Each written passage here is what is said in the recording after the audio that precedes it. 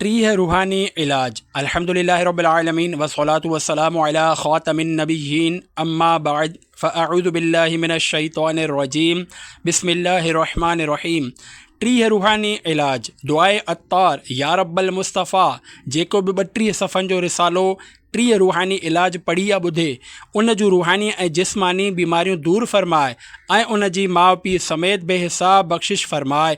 आमीन बिजाहे ख़ातमिन नबिय्यीन सल्लल्लाहु अलैहि वसल्लम। ख़ैरात न करे सघण वारे जो दुरूद शरीफ़। फ़रमाने आख़िरी नबी सल्लल्लाहु अलैहि वसल्लम जंहिं मुसलमान वटि सदक़ो करण जे लाइ कुझु बि न हुजे उनखे घुरिजे त पंहिंजनि दुआउनि में हीअं चवे, अल्लाहुम्मा सल्लि अला मुहम्मदिन अब्दिक व रसूलिक व सल्लि अलल मुमिनीन वल मुमिनात वल मुस्लिमीन वल मुस्लिमात। त उहा ज़कात आहे ऐं मोमिन कॾहिं बि नेकीअ खां सेर न थींदो आहे एसि ताईं जो जन्नत हिन जो ठिकाणो थी वेंदी आहे। सही इब्ने हिब्बान 103/2 हदीस 900। शरह हदीस। जेको माण्हू सदक़ो करण जी ताक़त नथो रखे उन जो रसूल पाक सल्लल्लाहु अलैहि वसल्लम जे लाइ अल्लाह पाक खां रहमत जी दुआ करणु याने दुरूद पाक मोकिलणु उन जे लाइ सदक़ो आहे। कलील रोज़ी पे दो क़िनाअत, फजूल गोई से दे दो नफ़रत, दुरूद पढ़ता रहूँ बकसरत, नबी रहमत शफ़ी उम्मत, सल्लु अलल हबीब सल्लल्लाहु अलैहि मुहम्मद। कहिड़ी बि बीमारी हुजे शिफ़ा मिलंदी। अल्लाहुम्मा अंतल बासितो, अल्लाहुम्मा अंतल बासितो, अल्लाहुम्मा अंतल बासितो। 100 भेरा अव्वल ऐं आख़िर 3 दफ़ा दुरूद शरीफ़ पढ़े मरीज़ पंहिंजी दवा ऐं पाणीअ जी बोतल ते दम करे रखे ऐं ज़रूरत मुताबिक़ इस्तेमालु करे। कहिड़ी बि बीमारी हुजे अल्लाह करीम जे फज़ल सां शिफ़ा मिलंदी। नोट: ज़रूरत मुताबिक़ दम कयल पाणीअ में ॿियो पाणी मिलाईंदा रहो। जेकॾहिं मरीज़ पाण न पढ़ी सघे त को ॿियो बि पढ़ी दवा ऐं पाणी ते दम करे ॾेई सघे थो। टेंशन खां हिफ़ाज़त। अल्लाहु समद, अल्लाहु समद, अल्लाहु समद।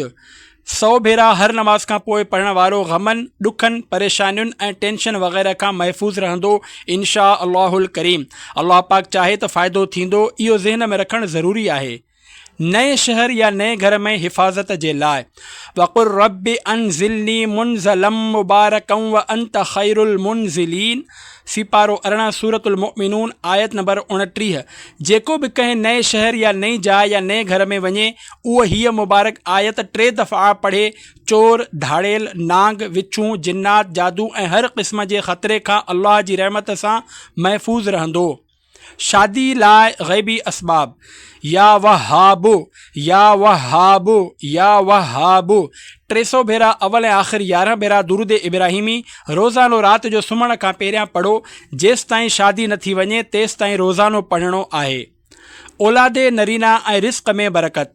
या अव्वलु 40 भेरा पढ़ी पाणी या माखी मिलियल पाणी ते दम करे अधु पाणी पीए ऐं अधु पंहिंजी ज़ौजा खे पीआरे। इंशा अल्लाहुल करीम पुटु थींदो ऐं रिस्क में बि बरकत थींदी। मुराद पूरी थिए। या रहमानो 11 भेरा अव्वल ऐं आख़िर 1 भेरो दुरूद शरीफ़ पढ़ो। फ़र्ज़ या नफ़िली रोज़ो खोलण वक़्तु सिज लहण खां थोरो पहिरियां मथे ते हथु रखी पढ़ो ऐं वक़्तु थियण ते इफ़्तार कयो। इंशा अल्लाहुल करीम दिलि जी मुराद पूरी थींदी। दुकान सुठे नमूने हले। सूरतुल कौसर 7 भेरा अव्वल ऐं आख़िर 3 भेरा दुरूद शरीफ़। जंहिंजो दुकान न हलंदो हुजे उहो पंहिंजे दुकान ते वञे, बावुज़ू पढ़े, पंहिंजनि शयुनि ते दम करे। इंशा अल्लाहुल करीम कारोबार में तमामु घणी बरकत थींदी। जेसिताईं मक़सदु हासिल न थिए ही अमल रोज़ानो कंदा रहो। शुरू में 1 भेरो अऊज़ु बिल्लाहि मिनश शैतानिर रजीम ऐं हर भेरे सूरत शुरू करण खां पहिरियां बिस्मिल्लाहिर रहमानिर रहीम 1 भेरो पढ़ो। जंहिं मर्ज़ जो इलाज न मिलंदो हुजे या लतीफ़ो, या लतीफ़ो, या लतीफ़ो 1100 भेरा अव्वल ऐं आख़िर 11 भेरा दुरूद इब्राहिमी पढ़े पाणी ते दम करे मरीज़ पीए। कहिड़ी बि संगीन बीमारी हुजे इंशा अल्लाहुल करीम शिफ़ा मिलंदी। ॿियो बि पढ़ी पीआरे सघे थो मुद्दत शिफ़ा मिलण ताईं रोज़ानो। नज़रे बद जो इलाज। अऊज़ु बिकलिमातिल्लाहि ताम्मति मिन कुल्लि शैतानिन व हाम्मति व मिन कुल्लि ऐनिन लाम्मतिन। 7 भेरा अव्वल ऐं आख़िर 3 दफ़ा दुरूद शरीफ़ पढ़े अच्छे शीशे जे पाणीअ सां भरियल गिलास में दम करे जंहिंखे नज़र लॻी हुजे उनखे पीआरियो। ॿार हुजे या वॾो, कहिड़ी बि नज़र बद हुजे, शिफ़ा मिलंदी इंशा अल्लाहुल करीम। इलाज जी मुद्दत शिफ़ा मिलण ताईं रोज़ानो। नज़र बद खां हिफ़ाज़त जे लाइ हीउ बि अमल मुफ़ीद आहे। जेकॾहिं ख़ारिश ठीक न थींदी हुजे त सूरतुल मोमिनून आयत नंबर 14 सुम्मा ख़लक़नन नुतफ़त अलक़तन फ़ख़लक़नल अलक़त मुद्ग़तन फ़ख़लक़नल मुद्ग़त इज़ामन फ़कसौनल इज़ाम लहमा सुम्मा अंशअनाहु ख़ल्क़न आख़र फ़तबारकल्लाहु अहसनुल ख़ालिक़ीन। 21 भेरा अव्वल ऐं आख़िर हिकु भेरो दुरूद शरीफ़ पढ़े या पढ़ाए पाणी ते दम करे पियो। जेतिरी बि ख़ारिश हुजे इंशा अल्लाहुल करीम फ़ाइदो थींदो। मुद्दत 41 ॾींहं रोज़ानो। अहिड़ो मर्ज़ जंहिंजो इलाज न मिलंदो हुजे, या ज़ल जलाल वल इकराम, या ज़ल जलाल वल इकरामी, या ज़ल जलाल वल इकरामी 111 भेरा अव्वल ऐं आख़िर 11 भेरा दुरूद पाक पढ़ी या पढ़ाए पाणी ते दम करे मरीज़ खे पीआरियो। कहिड़ी बि बीमारी हुजे इंशा अल्लाहुल करीम शिफ़ा मिलंदी। मुद्दत 21 ॾींहंनि ताईं रोज़ानो बग़ैर वक़फ़े जे ही अमल करणो आहे। अल्लाह पाक चाहियो त हर कमु थी वेंदो। या अल्लाहु, या रहमानो, या रहीमो, या हय्यो, या क़य्यूम। असर खां मग़रिब ताईं घुमंदे फिरंदे, उथंदे वेहंदे, कमकार कंदे या सिर्फ़ु वेठे वेठे कसरत सां पढ़ंदा रहो। अव्वल आख़िर ऐं विच में दुरूद शरीफ़ बि पढ़ंदा रहो। इंशा अल्लाहुल करीम हर कमु थी वेंदो। मिसाल तौरु कारोबार में बरकत थींदी, कर्ज़ अदा थींदो, सुठी नौकरी मिलंदी, ऑफिसर या सेठ महिरबान थींदो, ख़ानदानी झेड़ा ख़तमु थींदा, पुराणा अटकियल कम थी वेंदा, रिश्ते जी रुकावट दूर थींदी, बे औलादी ख़तमु थींदी, क़ैदी खे आज़ादी मिलंदी, इबादत में दिलि लॻंदी, वीज़ा जो मसइलो हल थी वेंदो, ससु ऐं नुंहुं जो झेड़ो ऐं तलाक़ जो ख़तरो ख़तमु थी वेंदो, मुड़ुस ऐं ज़ाल जी नाराज़गी ख़तमु थी वेंदी, कहिड़ी बि बीमारी हुजे उहा ख़तमु थी वेंदी, शक करण में वसवसनि जी आफ़त दूर थींदी इंशा अल्लाहुल करीम। मुराद पूरी थियण ताईं रोज़ानो ही अमल जारी रखो। इंशा अल्लाहुल करीम जल्दी तरकीब थी वेंदी। गुरबत दूर थिए। या बासितो या रज़्ज़ाक़, या बासितो या रज़्ज़ाक़, या बासितो या रज़्ज़ाक़। ए फ़राख़ी करण वारा, ए रोज़ी ॾियण वारा। हर नमाज खां पोइ 700 भेरा अव्वल ऐं आख़िर हिकु भेरो दुरूद पाक पढ़ण सां रिज़्क़ में बरकत थींदी आहे ऐं गुरबत ख़तमु थींदी आहे। अल्लाह करीम ॿियनि जी मोहताजी खां बचाईंदो आहे ऐं ज़रूरतूं पूरियूं फ़रमाईंदो आहे। रोज़ानो 5 ई नमाज़ुनि खां बाद पढ़ंदा रहो त बहितर आहे। फूड एलर्जीअ जो रूहानी इलाज। बिस्मिल्लाहि माशा अल्लाहु ला क़ुव्वत इल्ला बिल्लाह। 11 भेरा अव्वल ऐं आख़िर 7 भेरा दुरूद पाक पढ़े जेको खाधो मुवाफ़िक़ न ईंदो हुजे उन ते दम कयो ऐं खाधो खाइण वक़्तु इहा ई दुआ हिकु भेरो पढ़ो। इंशा अल्लाहुल करीम उहो खाधो मुवाफ़िक़ थी वेंदो। जेकॾहिं को मशरूब यानी पीअण वारी शइ, मिसाल तौरु चांहि, शरबत, कोल्ड ड्रिंक या जूस वग़ैरह मुवाफ़िक़ न हुजे तॾहिं बि साॻियो ई अमल कयो। गिरह जी जाइ ते हर ढुक ते दुआ पढ़णी आहे। नज़र जी हिफ़ाज़त जे लाइ। या नूर 11 भेरा 5 ई वक़्तु पूरी नमाज़ पढ़ण खां पोइ मथे ते हथु रखी साह खणी रोके छॾियो ऐं पढ़ी करे 10 ई आङुरियुनि ते दम करे अखियुनि ते फेरायो। हीउ अमल पाबंदी सां कंदो रहण सां नज़र महफ़ूज़ रहंदी। जेकॾहिं कमज़ोर थी वई आहे त बहितर थी वेंदी इंशा अल्लाहुल करीम। बे औलादी दूर थिए। या मतीनो फ़ज्र ऐं इशा जी नमाज खां पोइ 41 भेरा। या हमीदु ज़ुहर ऐं असर जी नमाज खां पोइ 41 भेरा। या हय्यु या क़य्यूम मग़रिब जी नमाज खां पोइ 41 भेरा पढ़ो। जेकॾहिं न्याणी जी ख़्वाहिश हूंदी त न्याणी, ऐं जेकॾहिं पुट जी ख़्वाहिश हूंदी त पुट पैदा थींदो इंशा अल्लाहुल करीम। मुराद पूरी थियण ताईं हीउ अमल जारी रखिणो आहे। हर दफ़ा अव्वल ऐं आख़िर हिकु भेरो दुरूद पाक पढ़ो। गुनाहनि जो रूहानी इलाज।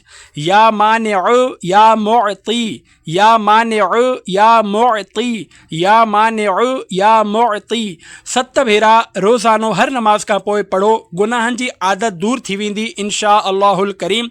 जॾहिं गुनाह करण ते दिलि चाहे त फ़ौरन पढ़णु शुरू करियो। बार बार पढ़ण सां इंशा अल्लाहुल करीम गुनाह जो इरादो ख़त्म थी वेंदो। घुमंदे फिरंदे उथंदे वेहंदे बावुज़ू या बेवुज़ू पढ़ण वारो अल्लाह पाक जे इन्हनि मुबारक नालनि जी बरकत सां नेक थी वेंदो इंशा अल्लाहुल करीम।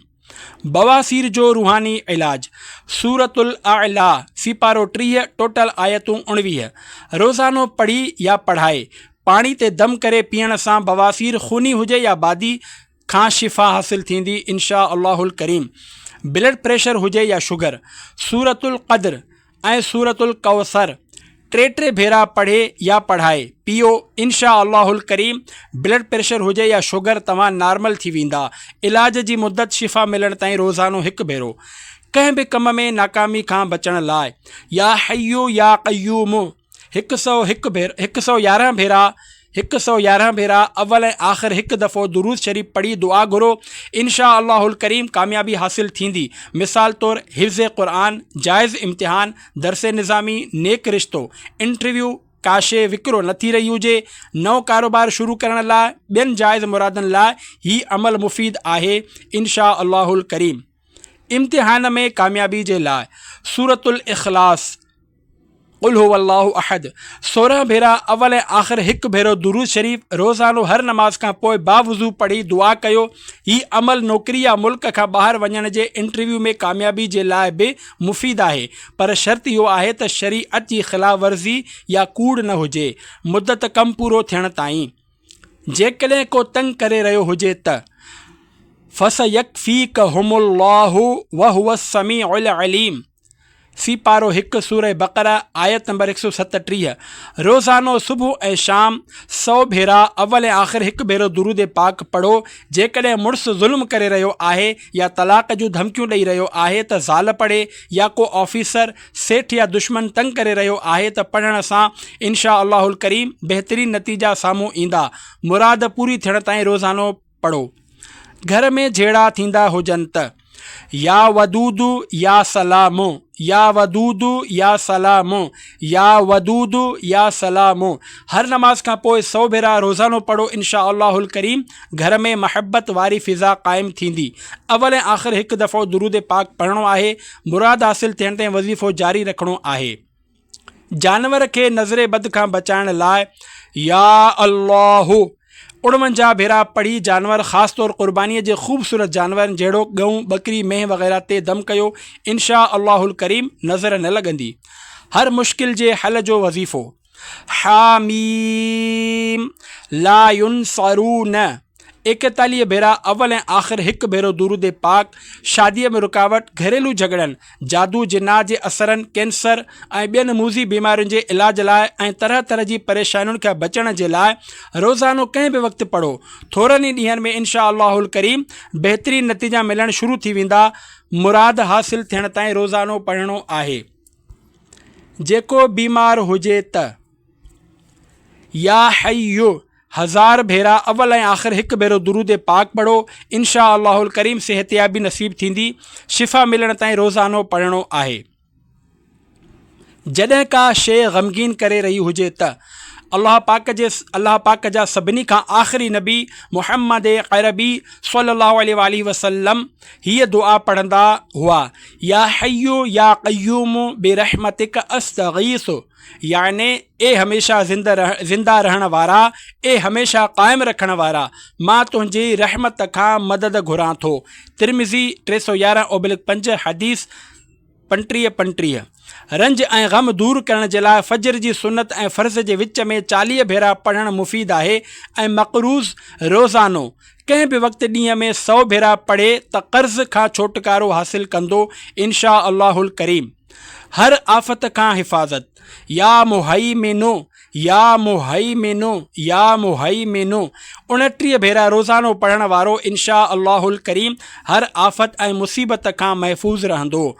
बलाउनि खां हिफ़ाज़त या अल्लाह 100 भेरा सुम्हण वक़्तु पढ़ण सां इंशा अल्लाहुल करीम शरीर जिन्ननि जी शरारत, फालिज ऐं लक़वे जी आफ़त खां हिफ़ाज़त थींदी। गुर्दे मां पथरी निकिरी वेंदी इंशा अल्लाह। अऊज़ु ऐं बिस्मिल्लाहि सां गॾु हिकु भेरो सूरत अलम नशरह पढ़ी पाणी ते दम करे पियो। रोज़ानो हिकु भेरो हीअ अमल करिणो आहे। ॿियो बि दम करे ॾेई सघे थो इलाज जी मुद्दत शिफ़ा मिलण ताईं। सल्लु अलल हबीब सल्लल्लाहु अला मुहम्मद व आलिही व अस्हाबिही व बारक वसल्लम।